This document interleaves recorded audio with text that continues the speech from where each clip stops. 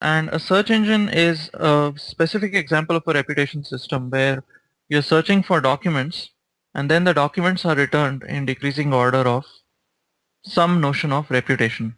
Now, if you recall from chapter 7, we talked about how to augment, firstly, how to calculate efficiently a score for every document given a query.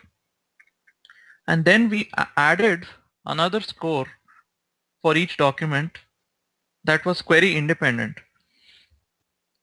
right? So we talked about a query dependent score, which was basically the cosine similarity between the query and all the candidate documents. And we also talked about a query independent score, which we called as the authority score in chapter 7, which depended only on the document. It was query independent, and it was a score which indicated how authoritative a document is.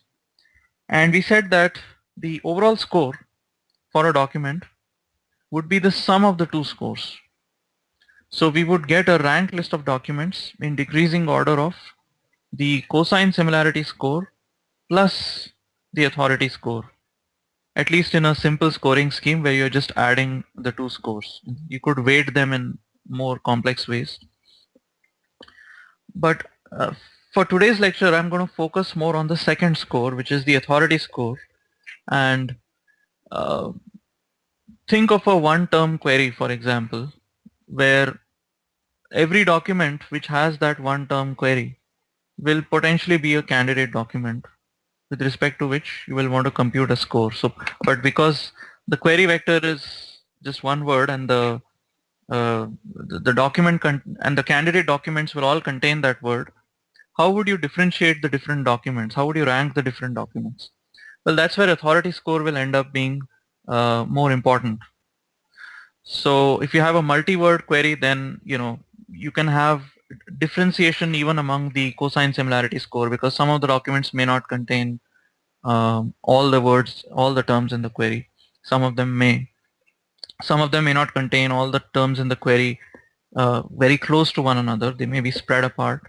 And we saw some of those variations when we talked about uh, computing these scores more efficiently.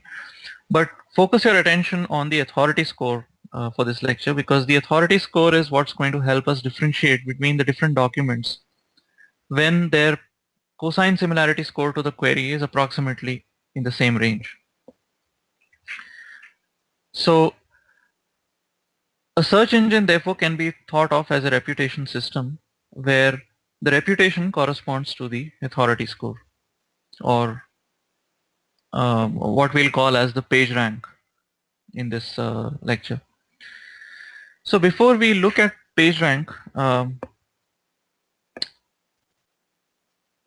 wanted to ask you if you can think of some problems that reputation systems outside of search engines. Think about the two examples that I showed you, Amazon.com and TripAdvisor.com. There are other examples also.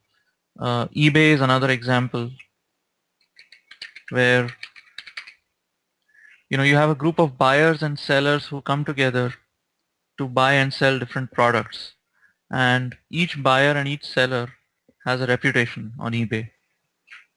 So firstly, um, why does this kind of reputation help? Why does eBay or any other site have a reputation?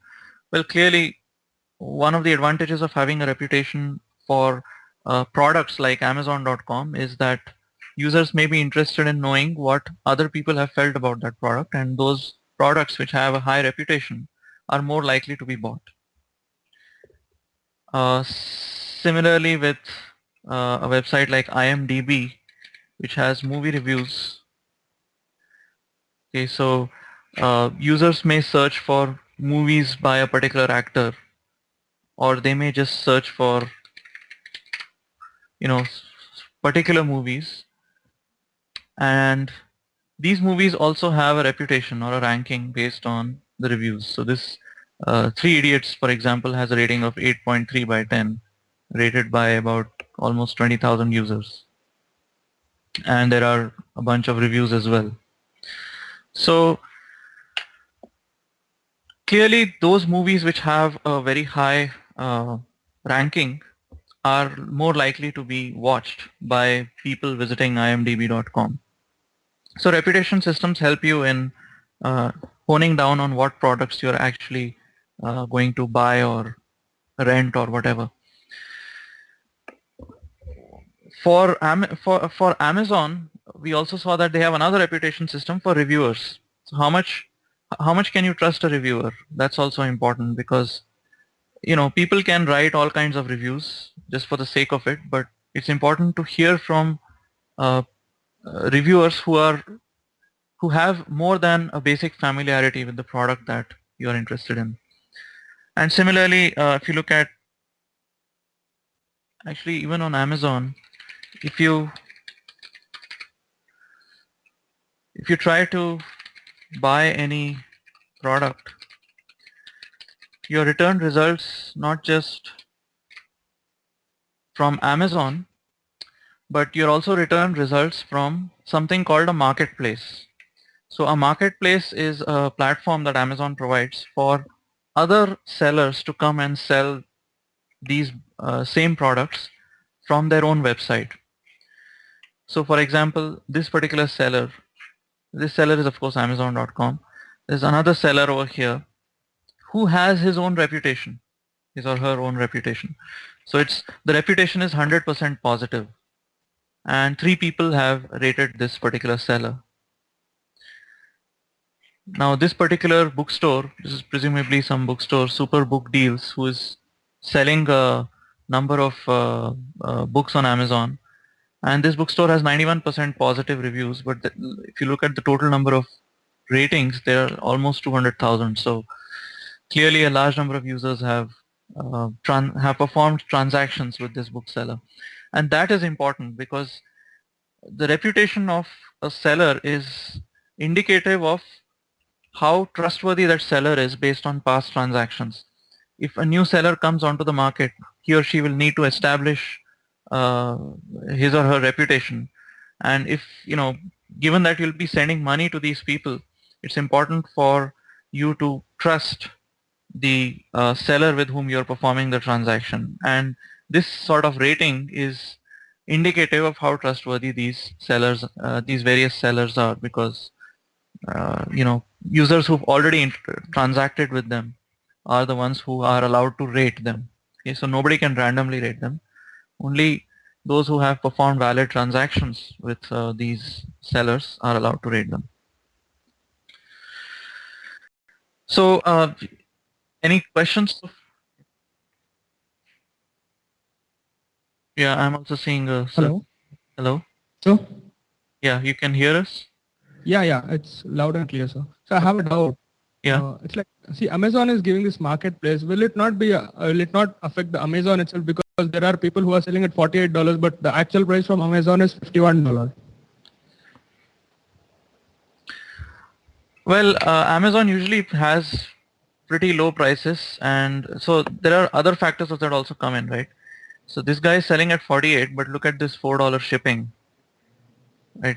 Whereas at least I am subscribed to something called Amazon Prime, where they have free shipping, and the book is going to reach me in within 2 days.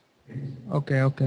So Amazon's pricing itself is automated. Okay, so Amazon is not going to price its products in such manually. Okay, it's going to price its products based on some algorithms, and these algorithms are going to obviously take into account what the different sellers are offering for these books. And obviously these people have no incentive to push down the price too much, because then they're not going to make much profit. Yeah. So I usually buy used books from Amazon, which are usually, I mean, in this case, even the best, the least price for this book is 44 or almost $45. Um, but in general, there could be books which have very, very low used prices. So if I'm correct, I think even there are also some booksellers from India who are part Yeah, of this market. Flipkart is one of them. Yeah, Flipkart of course is its own company, but I think there are also some booksellers who who are part of this marketplace on Amazon. Is Flipkart also part of it? I don't know. No, sir. No. Okay. Does Flipkart have its own marketplace? Yeah. No. Flipkart doesn't have its own marketplace, but it's a own company. That's all. Okay. Yeah.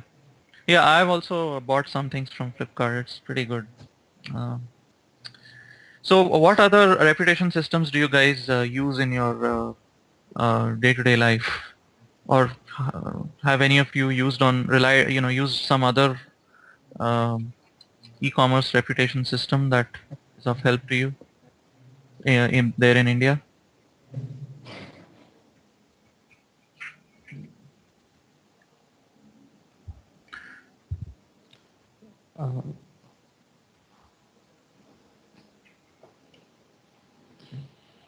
I'm sure you must have you must have websites for travel and all, right? Like TripAdvisor.com. In India, you'll have some corresponding websites. Yes, sir. Buy The tickets. TripAdvisor is there, and Yeah. but MakeMyTrip.com and others. No. Yeah. So Rarely buy tickets from them. okay. Why they don't sell it for cheap? No, actually, they put all those commissions and stuff. Which, if you directly go to suppose the railway website, they'll sell at a cheaper rate than these people. Oh, okay. Okay.